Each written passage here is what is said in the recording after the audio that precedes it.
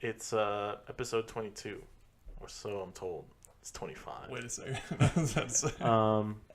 No, this is definitely Casually Toxic, episode 25. Yeah, 100%. Actually, 25 is a big number. Yeah. We're actually coming up on almost a year. That's insane. Yeah. 25 episodes. That's pretty close to one every 2 weeks. That, Yeah. That's not a year. No, because we started in like August or something. Yeah, 52 weeks, and if we're on 25 Holy with one episode Yeah, every and we other definitely week. took some breaks. Yeah. And then we but then we started started doing every week. Guys, we need a website. Yeah. We've been doing this for a while. We've been doing this for a while now. We're still shitty. That's crazy. I don't know what you're talking about. We're talking about doing cold opens. I mean, that's advanced. That's an advanced technique. Advanced technique, yeah. You got to go and like pray under the temple for 10 years and meditate. Yeah, you come out. I'm able to do cold opens. You can't just cold open just like off the cuff. That's impossible. Not even the masters can do that. All right, boys. Well, It's a slow week. it is a slow week. We're gonna talk about some video games. Matt, what's been new in your life? I watched 3 Billboards. What's the full name of that movie? 3 billboards outside of Ebbing, Missouri. That's a long name. That's a That's how mouthful. people I just call it 3 Billboards. And if I ever write it out, I'm just going to use like the number 3. People just call it 3 billboards. Yeah, now. 3 Billboards. It was good. Yeah. It was different than I was expecting. Mm-hmm. This is an artsy fucking asshole. It's super like pretentious. Yeah, and artsy, pretentious but I love it. IMDb. That's my favorite kind of. No, movie. I Deep down, I'm still Yeah. like that elitist 13-year-old I always was, and I love. yeah, it's pretentious a shit. type of movie where like I wish IMDb message boards still existed so I could see everyone up their own ass about it. But with that said, I'm that person as well, and I do love those movies. It was really good. I think it might have got a little bit overhyped for me. It didn't exactly blow my mind or anything, but I enjoyed it. Like, Yeah. Well, when It I was more said it was my favorite movie of last year, I also told you that like my favorite parts of it are like the dialogue and like characters. Sure. I like character-driven stuff and dialogue. there's, heavy without stuff. spoiling anything, and I imagine anyone that's seen this movie already knows who I'm talking about, though. Like, there's one arc for one character that was like really satisfying. Yeah, and that's the thing. All the characters have such interesting arcs in such a short amount of time. The movie's Yeah. only like 2 hours, like just over 2 hours, I think. Yeah. So it's like There are actual like character shifts that are meaningful in a way that Yeah. I'm not used to seeing. and I love in the movie ending has format. like an open ending.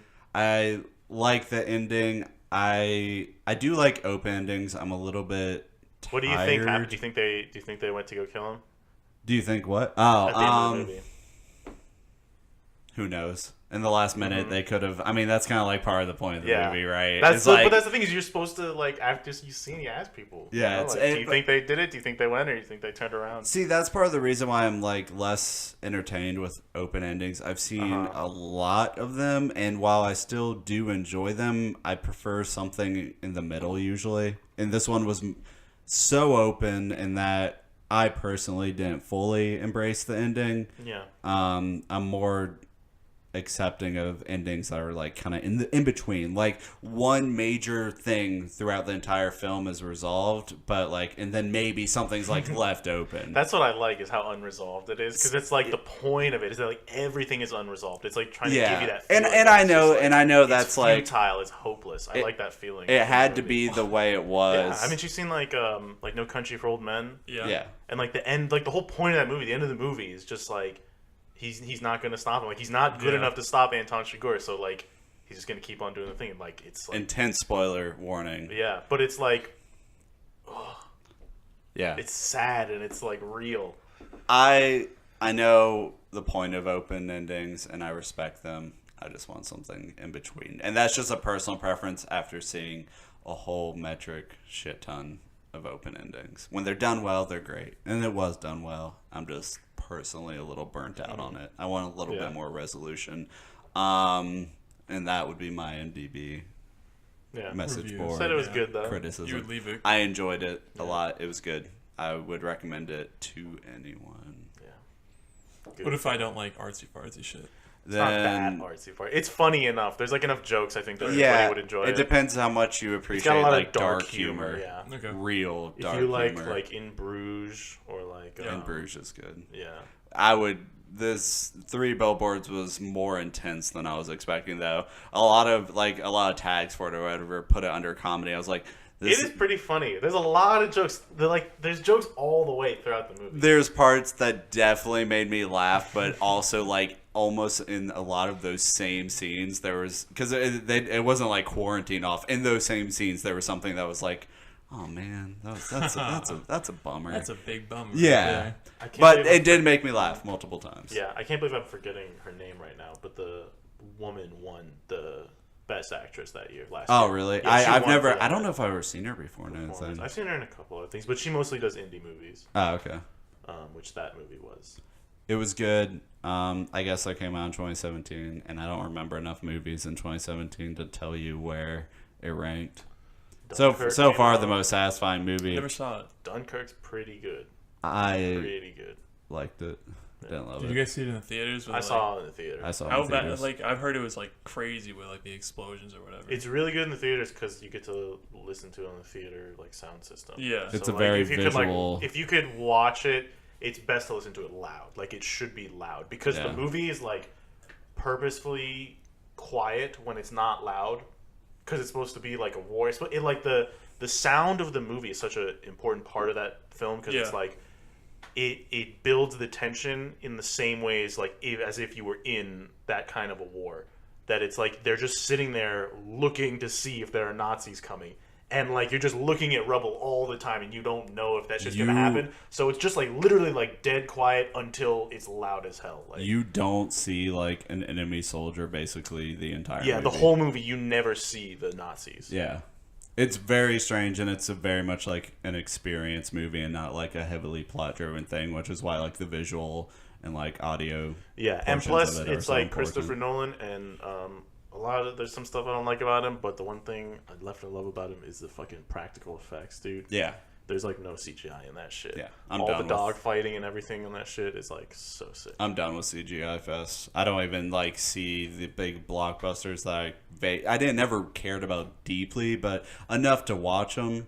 I just don't even care about them anymore. I mean, good CGI is fine, but like, I just it's not whether it's good or bad in my mind. It's just the quantity of it. If I feel like I'm watching a video game, I'm just like, oh nah. yeah. I mean, I guess I would more so. I would put it in the camp of like things to enhance your movie. You know what I mean? Like Yeah. things you can't do with a practical effect.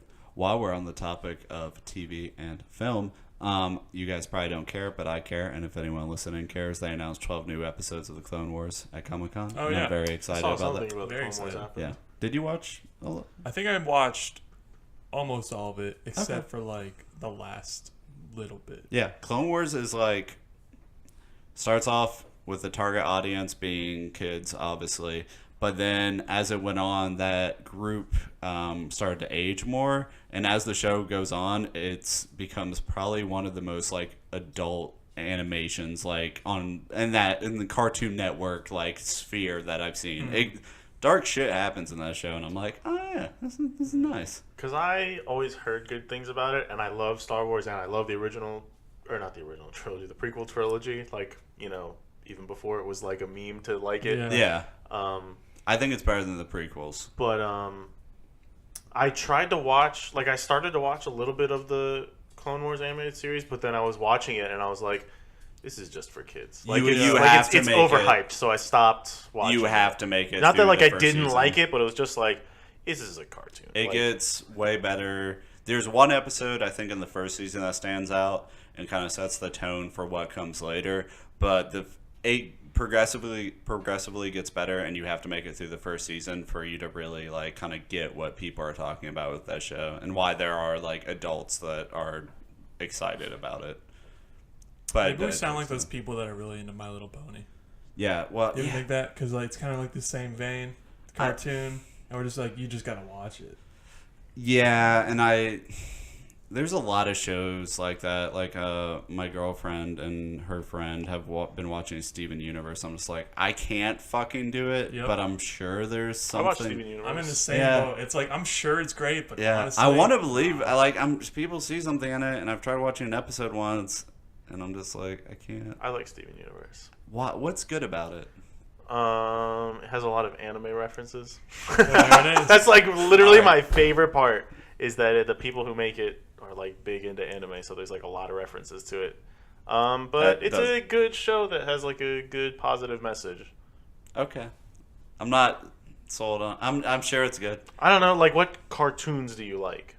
Not many. That's part Do of you it. like So anime? like if you're not big Yeah, into I love cartoons, I love anime, but I'm not into cartoons. yeah, but if you don't like cartoons. Western cartoons, Yeah. then like you probably won't like Steven Universe. Castlevania Steven Universe is was good pretty because it's sick. like very different from all the other like Western cartoons that are on. What about Avatar? You don't like Avatar? I just didn't watch enough of it. Yeah, I didn't watch. I didn't grow up Really? watching it. Yeah, I have no hate against it. I liked the shit that I did watch when it was like airing on I'm not like a Nickelodeon, diehard Avatar but I never fan. watched it. Oh, growing up, my buddy Devin, like it was his favorite show, and he talked about it all the time, and I Yeah. was just like, even Zach's brother's name on something Steam or something was like Iroh, was like named after. Oh yeah.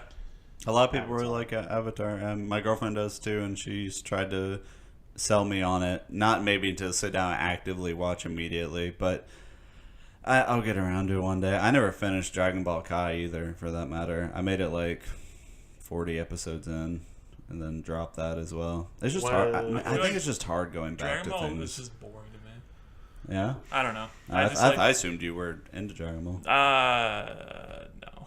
Oh, Like I mean, I played the game, sure. but that's about it. I I think I'm pretty alone though in that fact. I Do think you serious. like battle anime? Yeah, do. but it's just like, or who are you talking to? Me or Like either of you? Yeah. Yeah, it's just I don't know. Dragon I Ball like. is- I Like like when you say you like it, what kind of shows do you mean? like are you saying like shonen? Yeah. Yeah, I like shonen. Um, I just Like which ones? like Because like Hunter x to me, Hunter Dragon or- Ball Z is just like I don't know. It's so massive. I don't understand how you could like some of them and not like the others. You know? I guess I don't know. I just never like I liked it as a child, Yeah. which which is fine. But when like going back to it recently, I don't know. I thought it was. To be boring. fair, I made it 40 episodes in, and I did enjoy it. I just fell off. Like, it didn't, like, grip me to enough for me to No, continue yeah. What was going. happening around that episode? Which also, to be fair, I dropped off Hunter x Hunter after 40 episodes, too. So that might just... Yeah. Be your limit. I mean, Yeah. that show Yeah. sucks, dude. That we might both just know be that. my limit with anime in general. Yeah. Like, if it starts going, and I know there's, like, a long road ahead of me, like... Unlike Full Metal Alchemist, where it's like 52 episodes or Yeah. something, then I'm like, oh yeah, I'm gonna fucking finish. But if you're telling me I'm on episode 40 and there's 200 to go, I'm like, Yeah. eh. Dragon Ball Z is long as hell, but Hunter x Hunter is only like 150 episodes. It's still a lot of only. episodes. I mean, it's a lot, but Yeah. it's like relatively. You're like a third of the way through. Yeah, and I loved what I saw for this first 40 episodes of Hunter x Hunter. I was like, this is the fucking hypest shit in the fucking world, and I love this shit. It only And gets then- crazy. Yeah, and I know, and maybe one day I'll return to it. I think I stopped watching Hunter x Hunter, after I don't know if I've talked about this already. They just did like the fight with Clown Man. Hisoka. Yeah, They fight him a couple times. Yeah, You're the talking first about time. in In the You the can just call him tournament or Clown whatever. Man. are they like in the jungle, or they already made it past that part? I think they already made it past that part. He just learned how to like control his chakra or whatever the hell. It's called. Oh, in the battle Yeah. tower. And thing. then so that was sick. And then they're just like on his home island again. And Yeah, it's he like goes some back. character building. Yeah, it's like episode, and I'm just a mini episode. yeah, I was just like, I don't. I just stopped watching right there. I was like, I haven't finished it yet. Damn, dude, you should go back. That's literally just like one episode of that, and it has like a.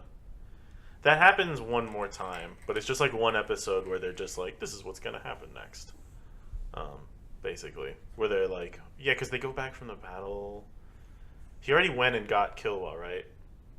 Yeah, Killua was with him. Okay. So then after that, oh, that's the start of. No, that's the start of York New. That's what it is. You're like 1 or 2 episodes from the start of that shit. I don't know. I mean, other shonen I like, is it too... If I say My Hero, is that too easy? No, Because I like that show. I mean everyone likes that show. I haven't watched it. What? I don't.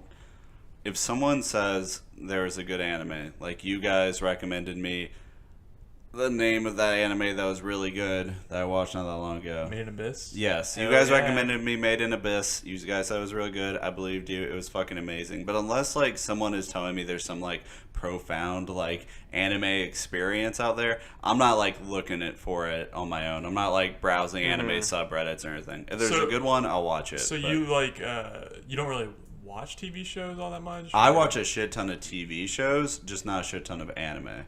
Like right now, guess- right now yeah. I'm watching Preacher, I finished watching 12 Monkeys, finished watching The Expanse, I'm watching Glow with my girlfriend. Like, I'm constantly seeking out, like, TV shows. That's, like, my main avenue. And if there's a good anime, I can appreciate it. I'm just not going out of my way for it. Yeah. I'll go out of my way So you'll for, watch, like, the ones that get, like, crossover popularity. The ones that, like, blow up outside of the anime community. I did watch, I don't know. I watched a few that aren't. So, like, I watched Gantz. I don't think that's not that popular. I mean, it's pretty popular, but it's not. I watched I don't know if Gurren Lagann counts. It's pretty popular. It's decently popular. Like, that's still, like, people consider that kind of like intro anime, you know? Sure. Because it's like it's super accessible. It's like good if you don't watch a lot of anime. It's a good like one of your first ones. I loved Code Geass, but I know that was pretty big as well. Steins Gate. Did not watch Steins Gate. Really good. I'm trying to think of like because there was one ultra violent one that was about like a female robot. Like it was Elfen Lied? Yeah, I watched a good chunk of Elfen Lied. Too. I feel like a lot of people watch that when they first. I went back and watched what's the Ghost Kid one. Ghost Erased? Kid? It's older. It was like 2004 or something like that. It's kind of supposed to be a classic. I don't know. Anyway, I don't know. I guess I've watched most crossover stuff. I'm not watching like fucking whatever the genre is where naked dudes throw volleyballs around or whatever. Well, that's the whole genre. Dude. Oh, well, I guess I'm not missing out on too much. But no, TV shows is like my main You should watch thing. Steins Gate. Come from the man that recommended you Made in Abyss. You should watch Steins Gate. How long is it? Like 24 episodes. Okay. There's 2 seasons, but I haven't even watched the newest season yet. Is it like... Because I really like Made in the Abyss. I want dark shit, and I also want more, I guess, complex things. If it's just like kind of shallow, it is complex and it gets dark. Okay. Yeah. So you have to like watch for a little bit and it gets dark, but it's complex. Yeah. I'm not gonna like go out of my way for something that isn't going to have some type of impact on me beyond. No, it's like, generally this is considered just one of fun the to best. watch. It's one of the better anime. Yeah, it's generally considered like one of the best of the last of the current, let's say like century since 2000. Like. Okay, then I might get around to that. And Steins Gate. There's like I said, there's I've seen it. Like I've seen it. Yeah, it's around. Yeah. Don't watch Steins Gate 0. That's what I'm trying to say. Currently airing. Okay. It's just called Steins Gate. Okay. I'll keep that in mind. Video games. Wait, what are video games? What about them? I play them sometimes. I don't know. Have I you been dabble playing in them them. lately? Excuse me. A little bit. And trying out that Enter the Gungeon update. How is it? I heard it makes the game way more fun. Yeah, because... Was it not fun before? Well, it was fun, but I'll let Ian say. It wasn't not fun. It was just like you would get a gun, and at least in my case, I'd be like, I don't want to use this gun because I don't ever get like another gun. And the whole point is like it's you're supposed to have like a shit ton of guns. So like I'd get one gun and then I just use my pistol or your starting weapon or whatever that has like infinite ammo. But they made it so it basically like drops way more guns way more often. So I don't feel bad now being like, oh damn, I want to shoot, mail like letters at this person or like there was like I one gun I held like literally the letter R. And then it would just spell out bullet, and that would be the bullets. And it was weird. Interesting. I played like maybe 30 minutes to an hour of it when it released. I enjoyed it. I just wasn't on the rogue. Like I wasn't in the roguelite mood. I like roguelites because it's just like, hey, I'm bored for 10 minutes. Sure, that's fair. So that's I just like playing a shit ton so I can get good at them. Yeah. Like, did you play Nuclear Throne? No. I heard it's really good though. that was like one of the really like that OG ones that really blew up, right? Isaac. It came up around the Isaac is probably the big one, but Sure. it came up around the same time as I feel like Enter the Gungeon did. Okay.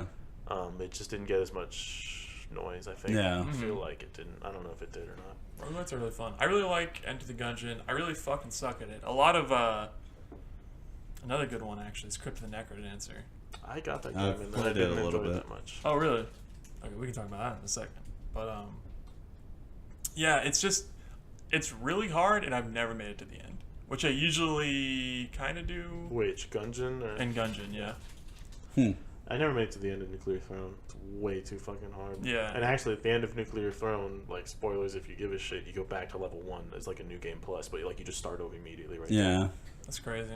Why didn't you like Crypt of the Necrodancer? I was bad at it. I didn't, like, understand the mechanics, and I didn't enjoy figuring them out. I had Unreals. Like, the pushing that shit on time and, like... Oh, just like the core gameplay. Yeah, I was just like, I don't like this. So, with Crypt of the Necrodancer... And that's, like, the point of the game, so it's like... I didn't deeply enjoy... I like the concept of it, but I just ruined it for myself because I'm a fucking asshole. And I was like, alright, let me... Because you can use custom MP3. So I'm like, alright, time to drop BT BAM in here and see how it handles it. It doesn't. It just, like, sets it to, like, some speed, and you're just, like, sitting... It only works with, like, the songs that have the same time signature all the way through. Yeah. So as soon as I realized that, I was like, I don't actually care that much. It seems fine. It just like I wanted it to kind of like adjust or have a better like sync system with music.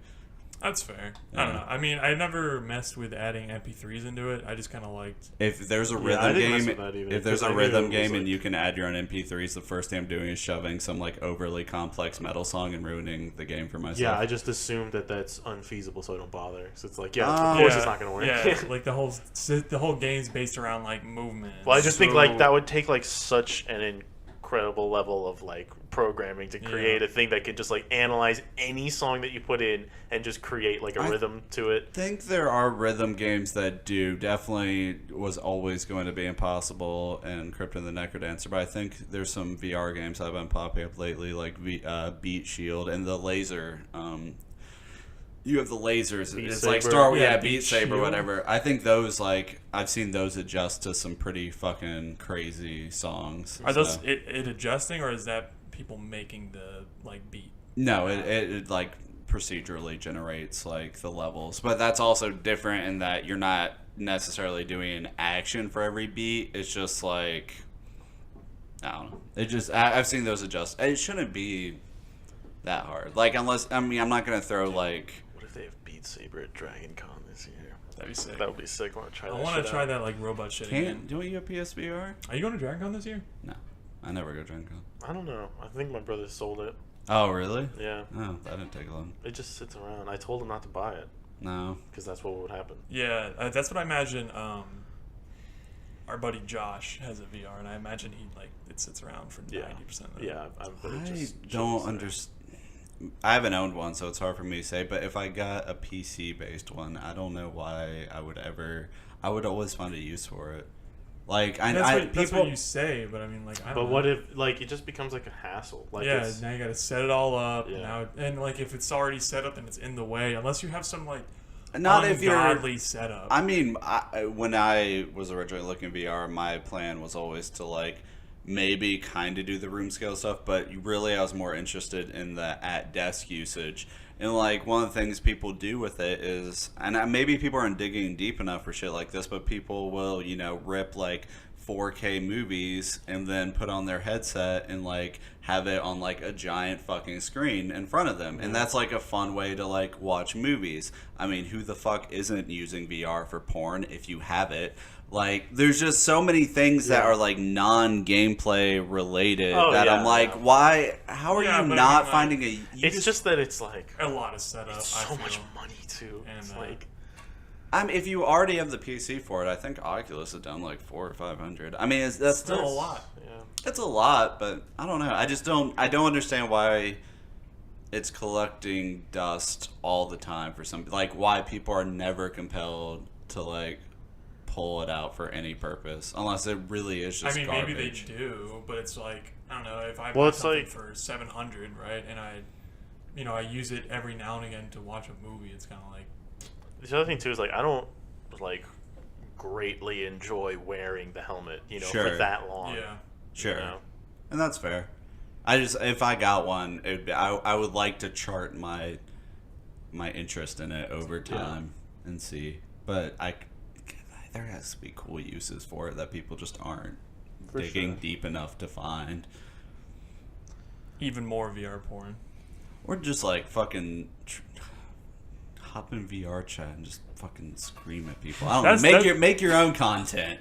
That is what I would think would be the most fun for me personally. Sure, for you especially, yes, I see that. But I want to fucking put on a headset and have a virtual desktop and have like 6 virtual monitors in front of me and just like type on your virtual keyboard. Fucking code in VR. That would be, as a CS person, that would be fucking amazing. It would just be harder than normal. I don't know if it would be. Maybe it would be. I don't fucking know. I know virtual desktop is a thing and it's usable, so I don't know why you wouldn't be able to code in VR. I just don't get it. I don't know what people are doing. Dude. I don't know if I think I'm living in the present and people are just like dropping the ball on their own like self. I mean, this is all like it's a good outfit. You know, a lot of people probably use their VR all the time. There's just like I just keep hearing about people that aren't. So I'm like, what the fuck are you guys doing? You're not working hard enough for this. Well, that's about all I got for Enter the Gungeon. I probably have more once I fucking beat the game, but it's hard as shit. Matt, you got anything? I have like 20 things, and it's actually choosing out of those 20 things what I want to talk about. But so I'm talking about the thing that has like dominated. To brag. Hey, I do my fucking homework. Just saying, guys. I mean, I did. I got Enter the Gungeon. That's true. I've been playing Jackbox. I had Jackbox Party Pack. That was fun. You should play that sometime. That game's a lot of fun. Yeah, I downloaded that, and we had 2 friends over, and I've played it before. This was Jackbox Party Pack 3. It's easy when you're having people over. Have people over, yeah. Yeah, it's like because you can play on your phone, right? You put it on the TV, and then you play off your phone, which is vaguely annoying when everyone's phones start dying halfway through it, and you're like trying to run chargers and like manage outlets and like, but it's just easy. We're having people over. I don't own any board games because that shit's expensive as fuck, and I went down a fun hole with that where I was like, all right, so like Lords of Waterdeep is on Steam for $15. How does this work with multiple people? Do you like pass one controller around? What if you don't have enough controllers? And then this led me to a deep hole where people are recreating entire card games and board games and Tabletop Simulator on Steam. And it's all illegal. Like, they're just, ripping, like, art. But it's on Workshop. Like, you can just download Betrayal and put it in Tabletop Simulator from Workshop on your TV and pass around a controller and play Betrayal. And I'm like, what the fuck is this? This is... People are fucking awesome and crazy. Anyway, so that was a fun hole I went down before landing on Jackbox. Quiplash is fucking great. Quiplash is fun. Basically with Quiplash, how does Quiplash work? I played it for hours. It's like one person comes up with like topics, right? The other people come up with apples to apples kind of deal. I thought it gave you a topic and you came up with it like gives you a joke or a question, and then you come up with answers for it. Yeah, because I always get it confused with You Don't Know Jack, because that was like the predecessor. That was like a trivia game. I had that game. Yeah. Talk to. So that was fun. Make random answers. The other game in it is Murder Trivia, which was kind of like, like the trivia just wasn't that interesting. And basically the whole gimmick is you're trying to stay alive, and if you get a question wrong, then you die, but you can still win the game as a ghost. And at the end, there's a race where all the ghosts are chasing the player that's still alive through answering questions. There was another one where you like guess what the internet would think or like what they would do. Which Ian, I imagine you'd be pretty good at it. I was pretty good at it. It'd be like, what percentage of people on the internet invite people over to their place when they're messy, when they're on a date? And it's, give me a percentage, Ian. Who would invite somebody over there? Yeah, how many people, what percent of the internet would still invite a date over if their place was messy? 69. I'm going to go with 23%. See, you're way off. It's like fucking like 70% of people. What? Because it's just... You're really close. Yeah, well, sure. So it's just games like that. And the last one is you come up with a t-shirt design. So people will draw like random scribbles on their phone. This is the follow-up to Drawful, basically. and then other people put slogans in, and then you match up slogans with the drawings people made. That's the most fun game. I played that before. That's really fun. One of the people drew like just this fucking like garbage, like just scribbles all over the place, red colors all over it or whatever. And someone's slogan was "I'm dying," and then we matched those, and everyone thought that was fucking great. And that's one of the T-shirt logos that won. Do you like improv kind of humor? Not like massively, no. Okay. And honestly, at the end of playing Jack in the Box Party Pack, we played for like 3 hours, and by the end of it, I was just like, fuck my life. I can't think about this. I cannot like write like God is dead any more times before I just lose my mind. Like, it was just shit like that. Yeah. And it's also it's totally dependent on the group you're playing with. Basically, within our group, the most offensive shit won. Someone drew like a swastika on a T-shirt, and the slogan was "For my third wish," and didn't even mean anything. We were just like, "That's great, I guess." So that was fun. And then other than that, I've played a shit ton of No Man's Sky. Why? Great question, Sirius. Let me answer that. Because space. Dude, it just seems so like disappointing. I don't know. Like, So it's just it was. I still feel like it is. That game is exactly what I expected it to be. So Right? it's not. Like, Everybody got so like fucking I don't excited know why about the there was hype. so much hype. And it was like, just it's like a 3-person development team or some shit. no, not even that. It was just like, have you seen the videos they show in the game? All you do is fly around in space. Like, that's it. And you land on the planet, and you look around, you get back in your ship, and you fly somewhere. I assume. No. You look at an animal. I'll let and you you're guys like, I'm do gonna this. Name this one. Oh, okay. There it is. You guys are just like role playing everyone that hasn't played the game in 2 years, so you can keep going if you want. No, I'm talking about the game in the state that it came out in. I know that it's different now. So but I mean, like, it's not even the same game, and that's changing today even more so. Today is the No Man's Sky Next update. I'm not going to go into detail on that now because I'm going to talk about that next week because I haven't played it yet because it's releasing while we're recording. I wanted to play a lot of it before the update release so I could see where they got to leading up to this update. I wanted to see what happened over the past 2 years without being totally like jumping on this update means nothing if you haven't seen what they've done in between, right? So what I'm talking about specifically is called the Atlas Rising update, which came out, I don't know, like 6-7 months ago.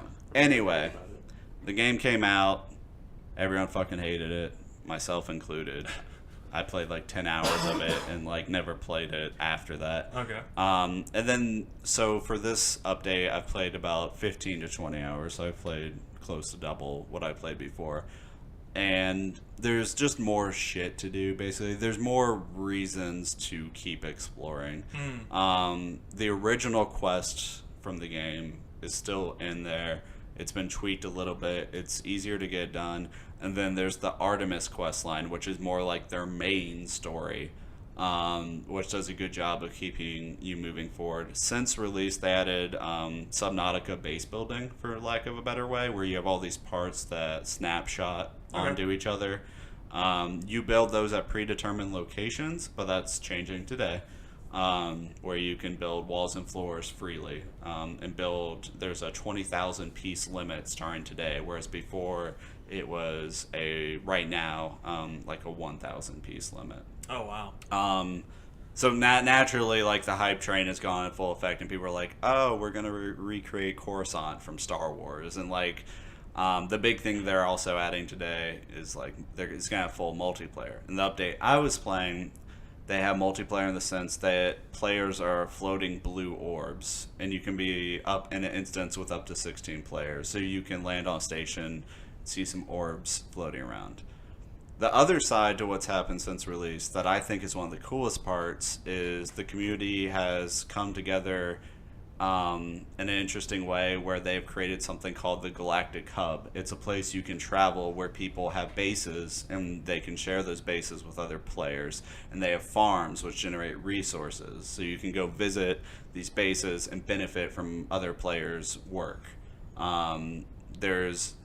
People are sharing, there's Hello Games, the developer, released an official galactic atlas today that shows all the discoveries of note that people have made. So you have places to like go and see Combined with like the main story, there's a lot of quality of life features. You can summon your ship wherever you go.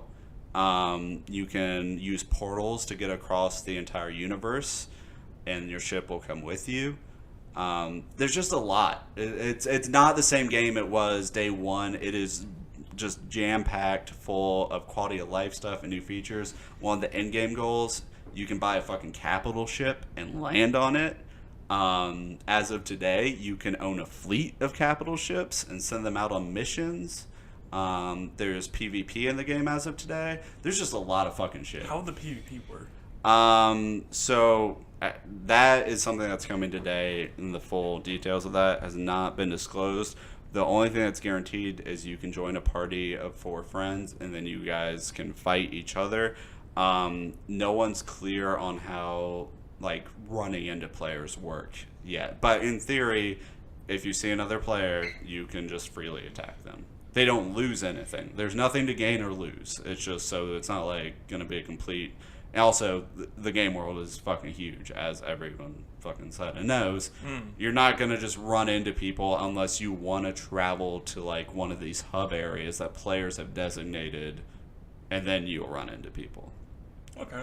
There's just a lot. It's I'm not gonna sit here and be like it's a great game for everyone. There's still gonna be like parts where it's really frustrating when you're trying to get resources to build something and you can't find it. There's going to be a lot of that. You're going to be mining like a resource vein for like 45 minutes trying to make enough currency to build your next ship or buy your next ship. There's still a lot of that shit. And if you don't like that, that's fine. It's grindy and there's a lot of time gates on it. And if that's not for you, that's fucking fine. I play Warframe. Yeah, it sounds Sure. like a game that I'm never going to be interested in until they put in the pirate update, and then you can just steal the shit that fucking nerds Once are they have- spending all their Yeah. time I mining. don't I'll do that shit. No Man's Sky is exploration first, so you're never going to Yeah. see anything that's Pirates like... kind of explore. Huh? Pirates kind of explore. Space pirates are like an essential part of Yeah. space exploration. You can find... And then space cops who got to get the pirates.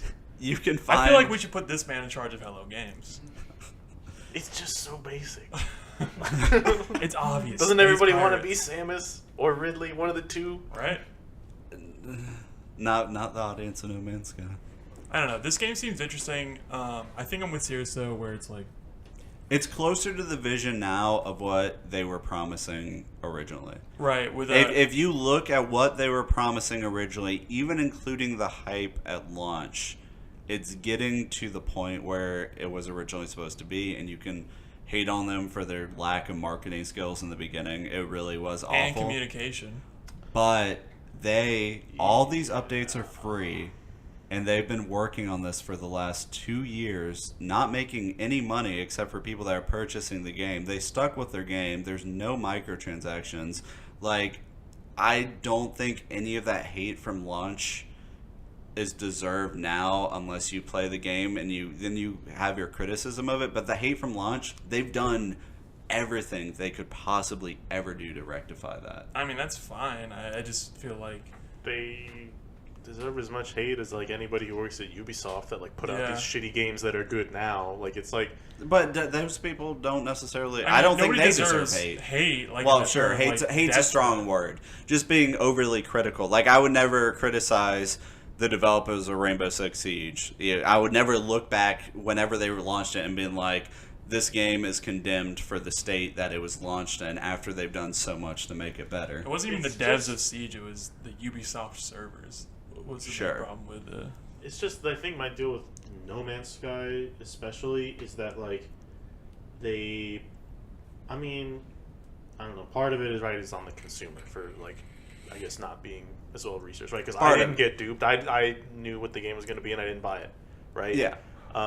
But enough people out there got mad online that they had to pay $60 for this game. That it's like basically a beta. If you think of the game as like a beta, and now it's like getting closer and closer to like full release, Yeah. you know, people would be like, "Oh, this is great. These devs have been working on the game." And then to your other point that like they're not making any money, didn't they get bought out by like Activision before they put out all their shit? Right? Yeah, they're definitely making money. Yeah, That's they're like- no, they're definitely like set. They're I fine. wasn't under the impression. I'd never heard anything. I'm pretty about sure them they got about like it. a big deal from like a big ass publisher Okay. right before the game came out because it had so much hype. Interesting. And that's why a lot of people, when it first came out, people were like, "Oh, they got the money," and they just stopped giving a shit. They just put the game out.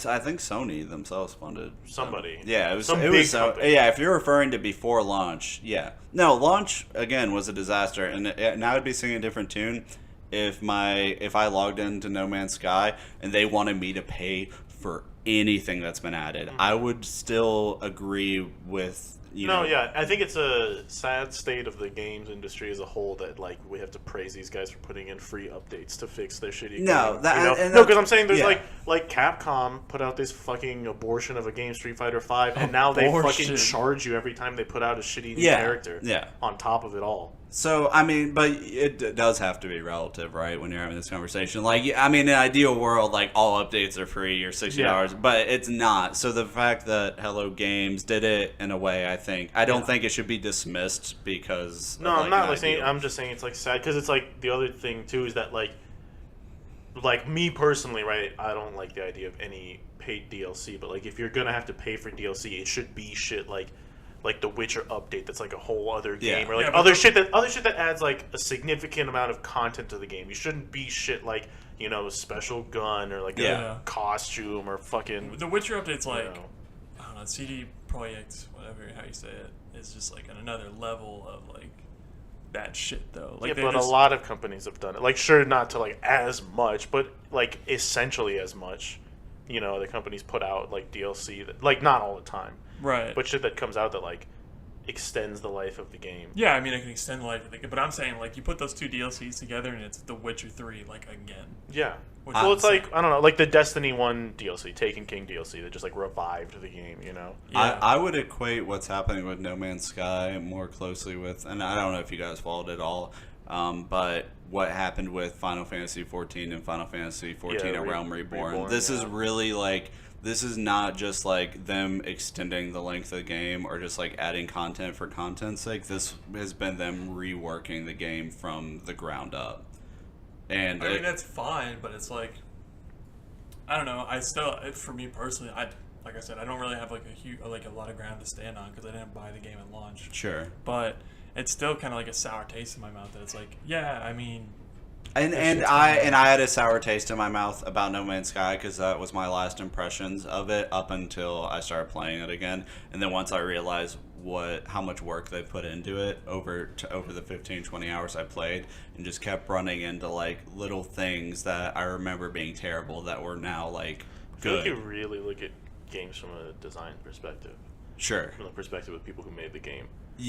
I'm inclined to just because I have experience working no, with, like that's working on why that side. I figured, but yeah. like it just seems that way because like especially earlier you said like you don't think they deserve hate for like I don't know something along the lines of like the hype or whatever, but it's like well they hyped up the game, right? Like they helped hype it up and they didn't come out and be like no Yeah. that's not what the game is. There's stuff they could have done, but if you look at it from like a design perspective, like well they did what they could. They tried their best. It's just like two different ways of looking at like I what guess it came out with. Yours is maybe a little more like I mean, empathetic. yeah, the hype Yeah. thing is also just like it's partially consumers' fault because they're gonna hype up No, everything and it probably gets so- away from them. But like with No Man's Sky, I feel like people should have just looked into it and be like, hey, wait a minute, there's only like one person working on this. With No Man's Sky, I don't even blame the consumer really that much at all regarding launch because he literally said things that implied features like he said, there's 1 in a trillion chance you're going to run into another player. That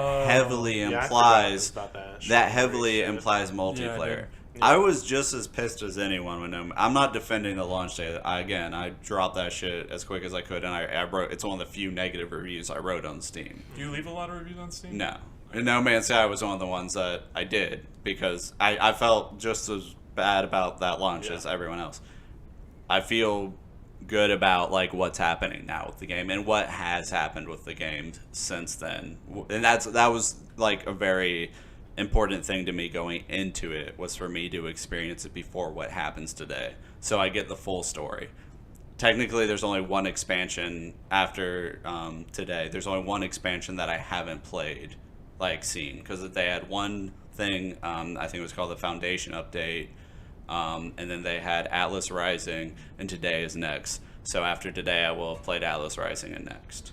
That'll be cool. I mean, I'm interested to see how the game turns out. I do like games that are better, like their developer sticks with them and they improve the game. But Right now, the best way I could describe the game to you, Ian, or the way to kind of like semi-sell it, and you're gonna immediately dismiss it because you know I didn't play it correctly. But right now, it feels like just like a better Subnautica. The update I played feels better. It feels like a better Subnautica. you're right. I immediately just dismissed it. That's insane. It does everything that Subnautica did when I played it, and more. Yeah, but all right. They We're took not- a lot of inspiration from there. Yeah, but we're not gonna get into this. All right.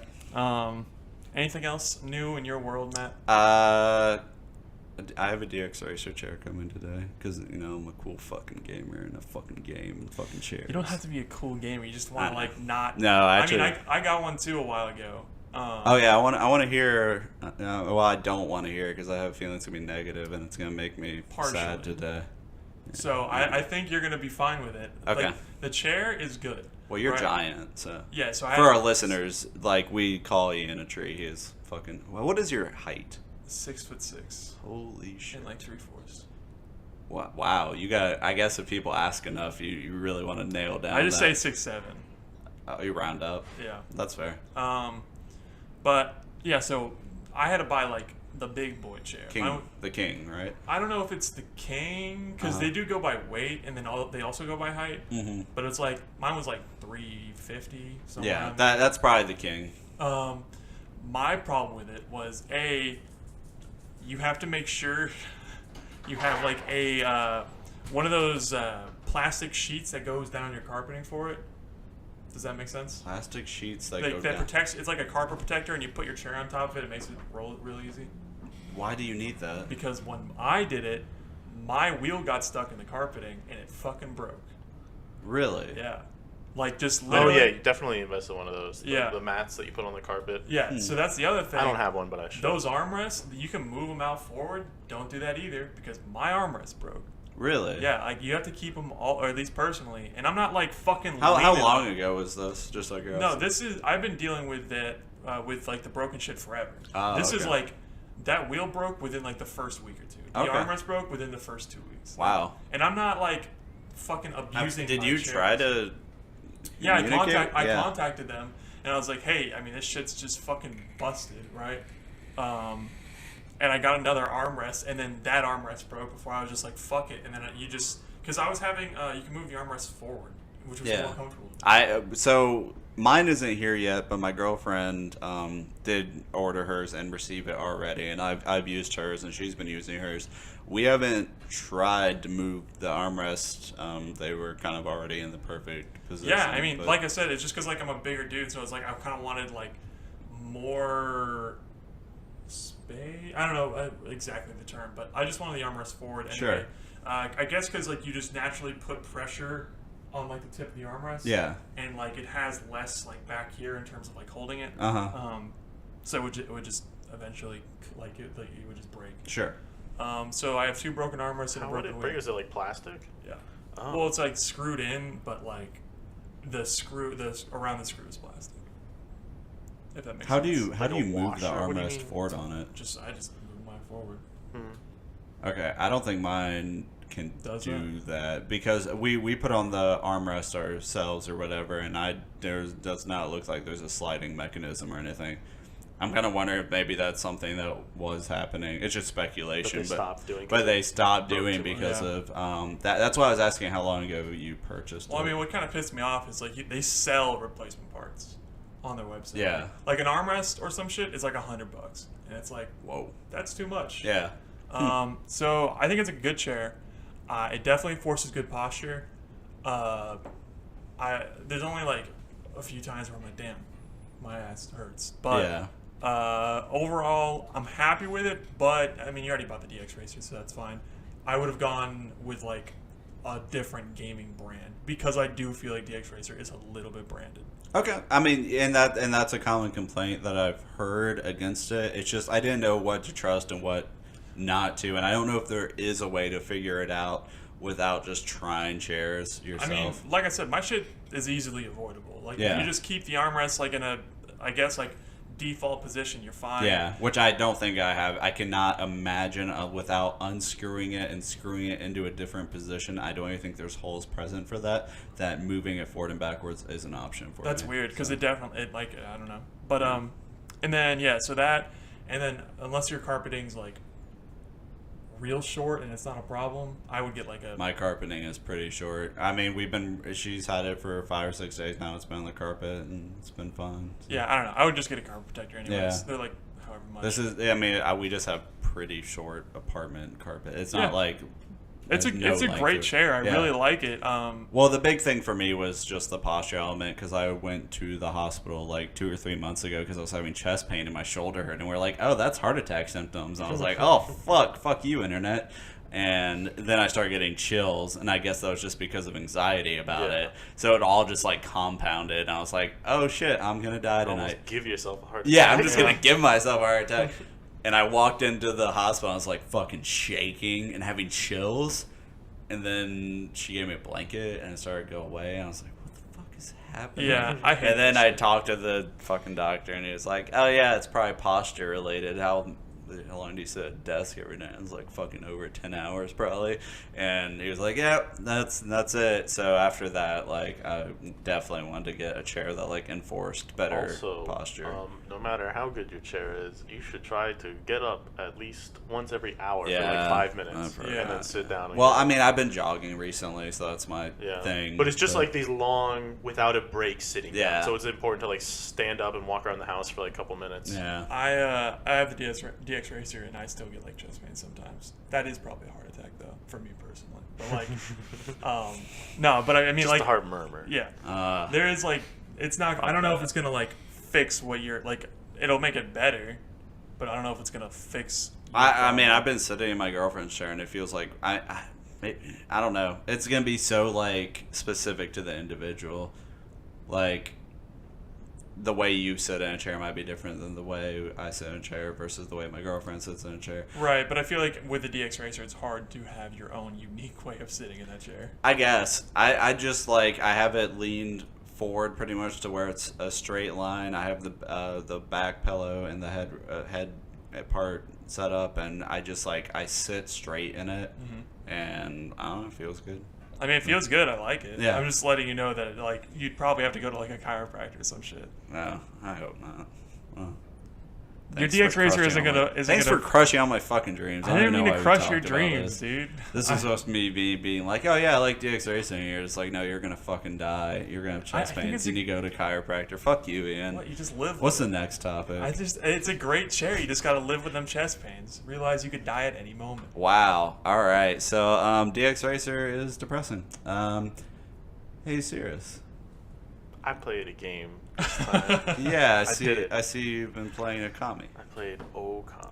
Okami. Did you beat it? On Steam? No, I'm close though.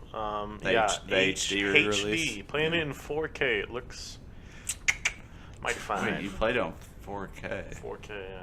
Do you have a 4K monitor? I do have a 4K television, but the game only runs in 30 FPS. Like locked forever? Yeah, because it was made in 2006. There's plenty of PS3 ports and PS2 Listen, ports. when they tried to fucking like they can unlock the frame rate, but the Yeah. game bugs out, and they didn't want to fucking do all that work. So they're like, you can unlock it if you want to, but it runs fine at 30. The game was Alright. made to run at 30. I mean, yeah, if you're playing at 4K 30, then that's fine. But I Yeah. would not want to play at 1080p 30. At that point, You can play at 60, I think, 1080. that can't. No, be- I'm playing on 60 that frames can't be actually. Right. I swear I've played Okami on an emulator. No, I'm before. playing it on 60. Well, it's not on Dolphin. I was gonna say Dolphin can do some crazy shit. Yeah. But I played Okami before, and it was not. no, on I'm a playing it. PS2. I'm playing it on 60 frames. Okay. I don't know why I said 30 Okay. because I remember hearing about it being 30. You just but I think really it's wanted to piss no. off What it people. is it's locked 60. It can't go. Okay, above 60. that I believe. I just can't imagine they would Um, do an HD re-release of anything and not allow it to be 60, Yeah. and then also not experience the worst review backlash imaginable. So it's 60, and I'm playing it in 4K, and it Okay. looks really good. yeah, I bet. I wish I had HDR, but that's a bridge too far. How long have you had a 4K TV? Couple months, like 6-7 months now. My old TV broke, Uh, and got got this one at Costco. How much was it? $350. Whoa. What? For a 4K TV? Yeah, you guys haven't heard about this shit? No. It's called a TCL something. I got it at Costco. You can get it anywhere online.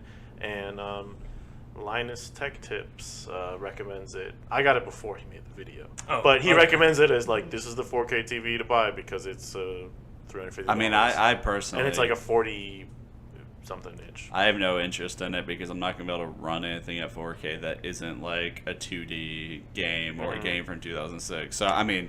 But don't you... Well, I watch shows on it too.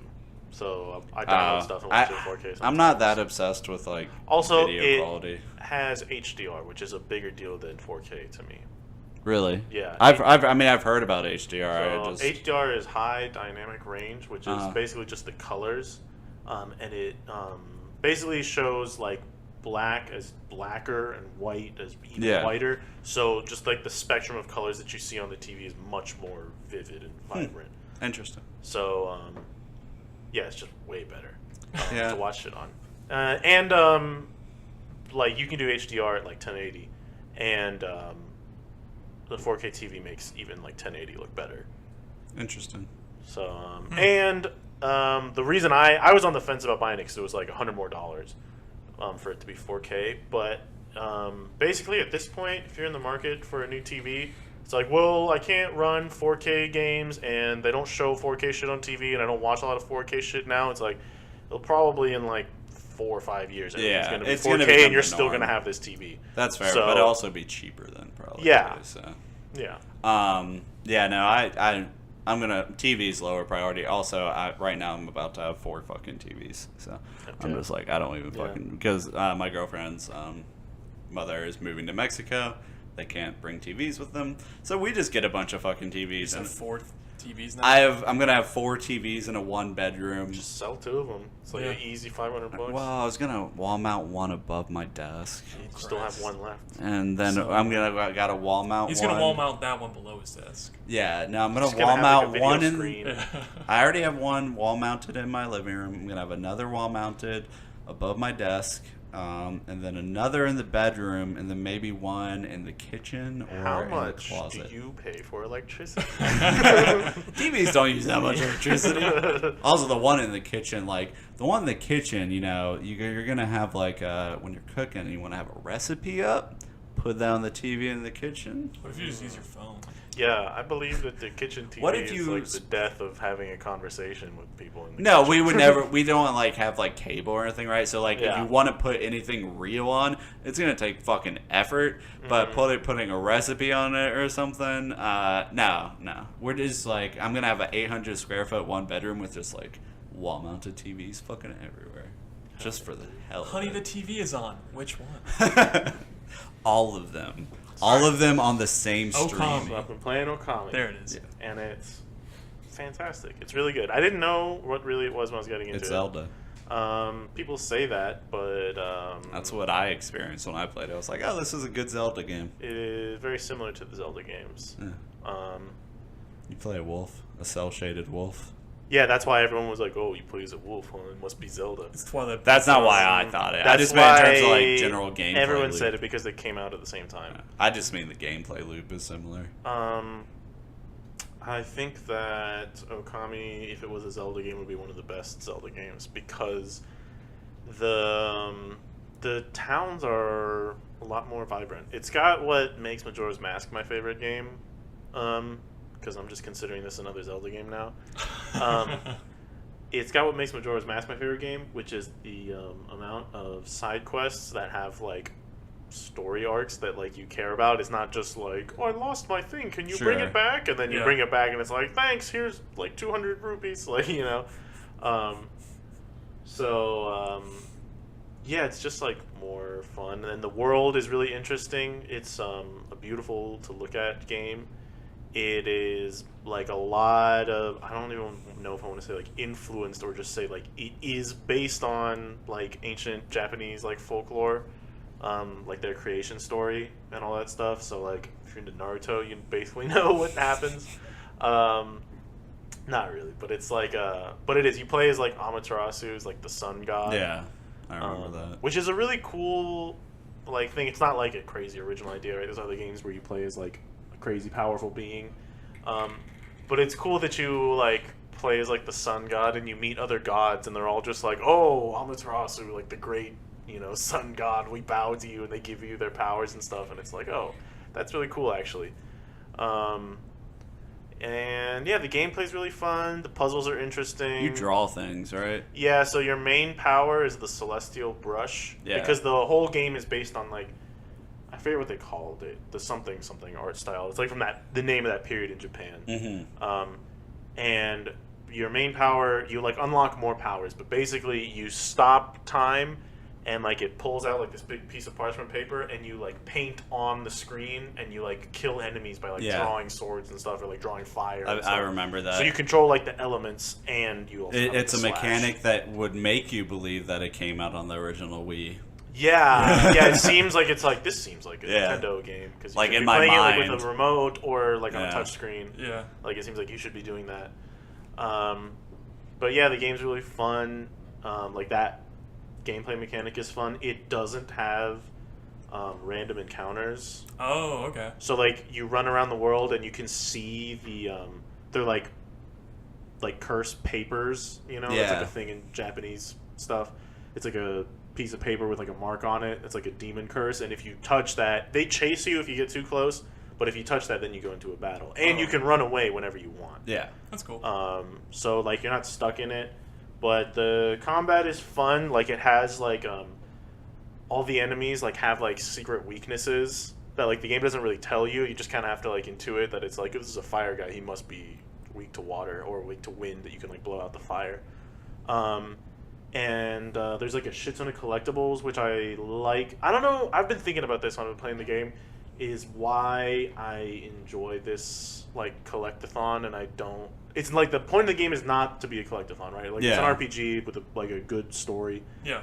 But like there's a lot of collectibles that like I want to go and collect, and like I don't feel that when I play like some other games. Like I think of like the Assassin's Creed games. I have a bunch of shit that it's probably like, because it's just less shoved in your face. It's because it is truly optional is what's compelling you to do it. You don't like it when it's forced. This one, it's like, well, I looked it up on one of the collectibles, like what do you get if you get them all, and it's like some useless fucking thing, but I'm still just like, I want to get them. Like it'll be cool if I have all the beads. Like,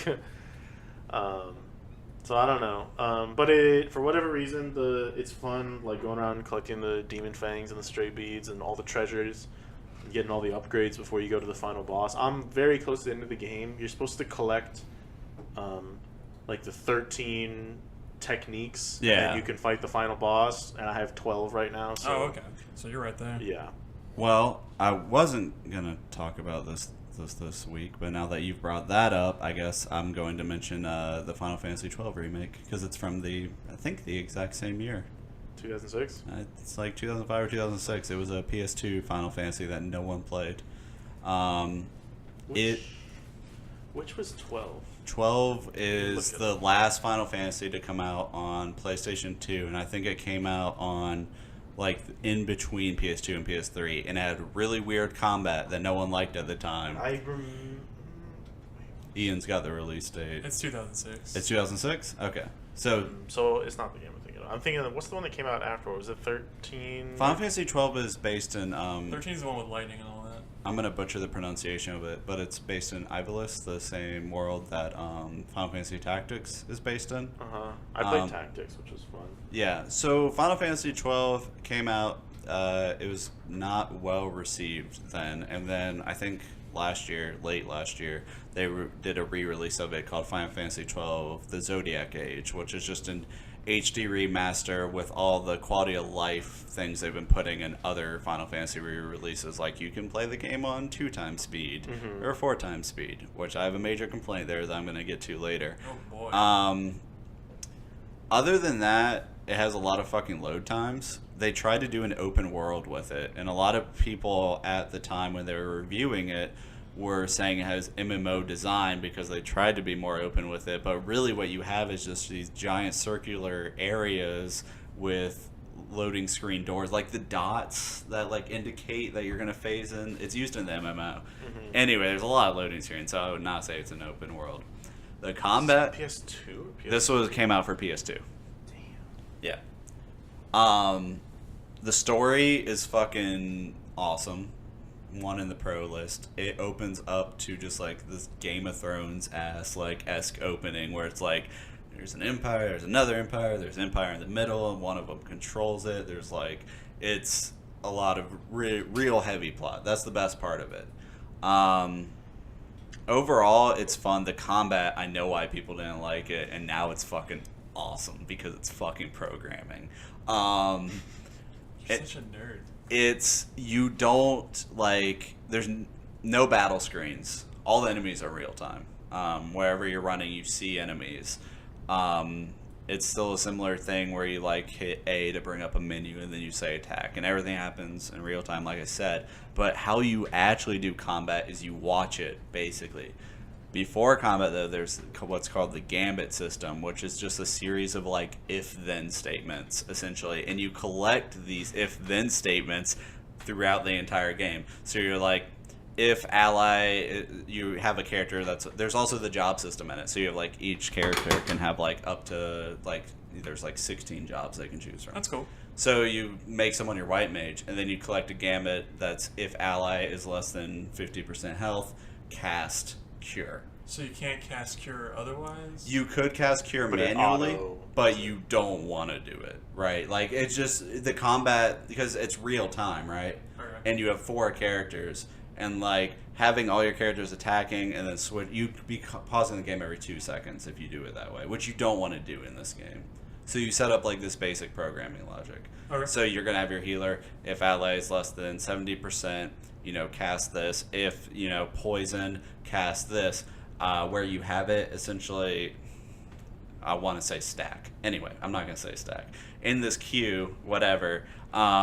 If you have poison, do you want poison to be a priority in this battle, or do you want the health to be the priority? So it depends what order you put it in there. And then that's true for every other character. Like, if you have a tank character, you want them to attack, you want them to cast taunt, you're going to say if enemy is at 100%, cast taunt. If it's less than 70, it's fucking wild that they release this game with like, you can program your party in a very like coding ass sense in 2006 in a mainline Final Fantasy game. And I think at the time we were all like younger, and a lot of the PS2 player base was younger then, so we just looked at it and we're like, what the fuck? But I think any adult can go back and play Final Fantasy 12 and be like really kind of at least amused by this fucking combat system that has never existed in like anything else to my knowledge. It's neat. Do I think it's the most fun thing in the world? Do I think it's going to carry me through like 50 to 100 hours of this game? Probably not. Still fucking worth playing around with. Other than that, the game looks okay. It's a PS2 remaster. It's not gonna, it's fine. Story's great. Characters are great. It's a Final Fantasy game. And like, if you're craving like a Final Fantasy fix or whatever, like I do every year, like I want to experience. I love the Final Fantasy, like the audio or like the little cues. I'm a fucking fanboy. I fucking like Final Fantasy. If you just want that fix, I think this game is like totally worth just like diving into and playing as much as you want to without maybe like committing yourself to all of it, just to see it, right? Like, it's a Final Fantasy no one's fucking played. Just fucking try it. Also, fucking programming should be in more video games. Like, not like crazy ass programming, just like basic programming. I think stuff. it's in enough. Is it? Yes. Is it? Nah. Well, whatever. Fuck you guys. That was just because you mentioned Okami. Yeah. I felt like that was just worth talking about. Well, like playing Okami, it could have come out like this year. And Sure. It would have been just as like highly praised as it is. Like, it's aged perfectly fine. Yeah. But the game makes me nostalgic, and Sure. even though I never played it, Yeah. like before. I didn't play it when I was a kid, but it makes me think of that time still. It makes me think of like Wind Waker, and Yeah. like, I guess just like playing games. Do you remember? This might have been more of a console thing. I don't know why it wouldn't be on PC, but more on console. Thing that happened was before the internet. Everybody played like a couple of these really big games. Like, everybody played Super Smash Bros. And GoldenEye and all that shit. But everybody also had like there's a couple of games that are like weird Japanese games that nobody else played. Yeah. Right? Like Like, I know it's pretty popular. I know Scotty played. It was like Custom Robo. Hell yeah. I fucking love that game. Custom Like, Robo hardly is so anybody good. played that shit. And like Ikaruga, which is like a really big game. Like, a lot of people never play that shit. You know, and this game feels like it wasn't, right? When Okami came out, it was huge, and a lot of people played it. But it feels like one of those games that it's just like you like found it at like the fucking GameStop that like didn't have a cover on it, you know, and you're just like, oh, I wonder what this game is. It's $10, so I can get it.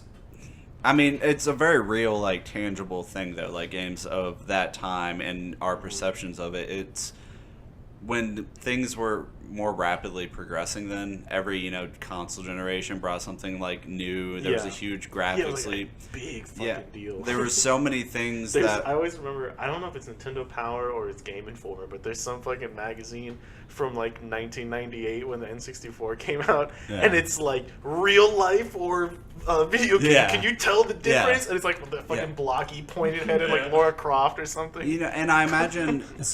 and I think a big proponent of that at that time was definitely, like, 3D beginning in, like, 97, I think, was when the first 3D games. Deal. And I imagine if, you know, you talk to people that play games between, you know, 70s and, like, mid-90s, they'd be like, yeah, 2D games were, you know, it became less exciting later on. And then 3D games, when we were playing, it was so much was left undone. It's like when you invent or start anything, a lot's going to happen really quickly, and then it's going to start to level off. And I feel like we definitely have hit a point where, like, there's not that much left undone, which is why, like, VR was so exciting to a lot of people, is because all of a sudden there's a lot of possibilities again.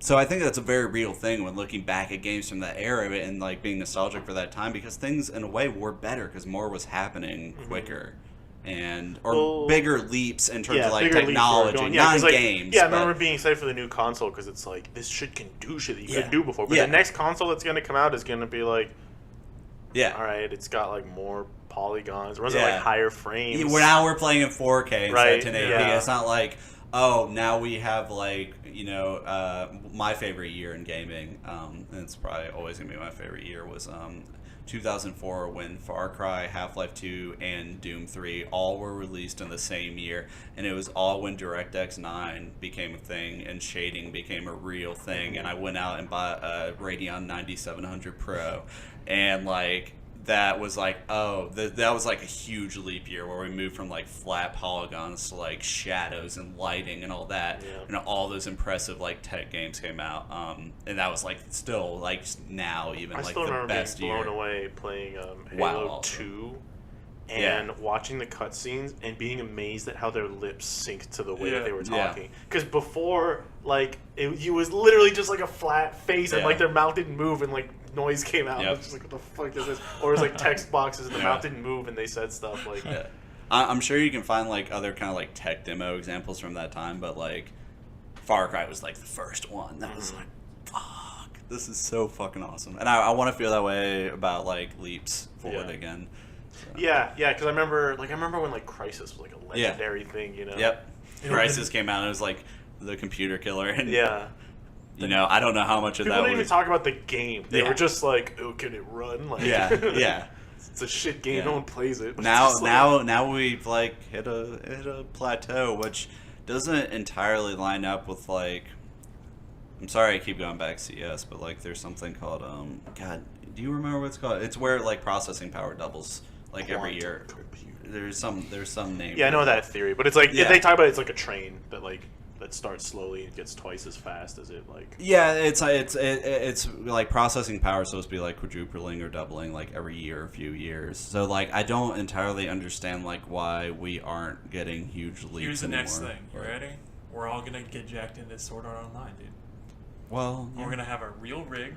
We're going to be really in the game. I could hazard a guess that the reason we're not having those huge leaps and bounds is that it is, like, significantly more expensive. Yeah. And as a company, you get diminishing returns where it's like, hey, we made this fuck-off, like, end-all, be-all CPU, and it also costs your whole year's salary. Well, I had the same thought when I started talking and then forgot it, is that, but mine was tied to game development costs, is that, you know, Destiny is up to, like, 500 million, like, regardless of whether or not, like, the processing power and GPU power gets up there, like, you still have to have game developers spend shit tons of money, and games are to utilize it, too, because it's like, when even just like an Unreal Engine comes out, like, and like when the first games come out, people are like blown away, but the really good shit doesn't come till like towards the end of its life cycle, because people have been working with it for years now and they know it inside and out.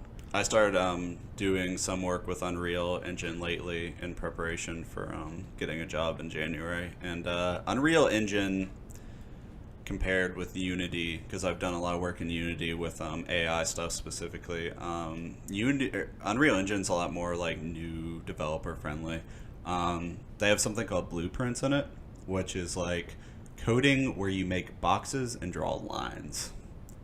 So like you'll create like a player object or whatever. Oh, I see what and you're then saying. like Okay, I know what it is. and then like if you want, so you'll have like a box that's like attack, and then you'll like draw Drag a it, line to attack or something. That's simplifying it, but it's really like new. I jumped into it. I was like, oh, and whereas Unity is like you're fucking like opening scripts and writing like straight C# into it, and like which is probably better for learning if I want to be that guy.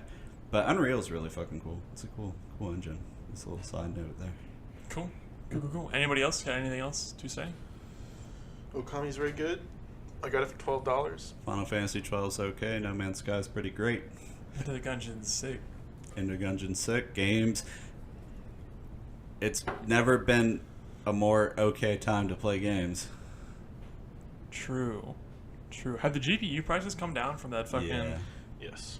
A lot of them are back to MSRP, which I knew it was going to happen that quickly. I don't know if the thought crossed my mind of like selling my 970 for like over $1,000. Yeah.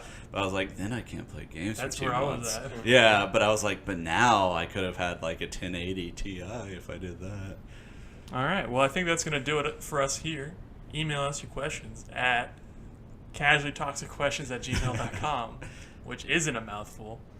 And then you can follow us on Twitter at casuallytoxic. And this is close to us doing this for 1 year. So for what are we going to do for the year? what if there Gonna was have like a a cake? shadow person that was Let's get a listening? What if there's just like one shadow listener? I don't know what the fuck he's talking about. Get us out of here, Sky, before this guy goes off the rails.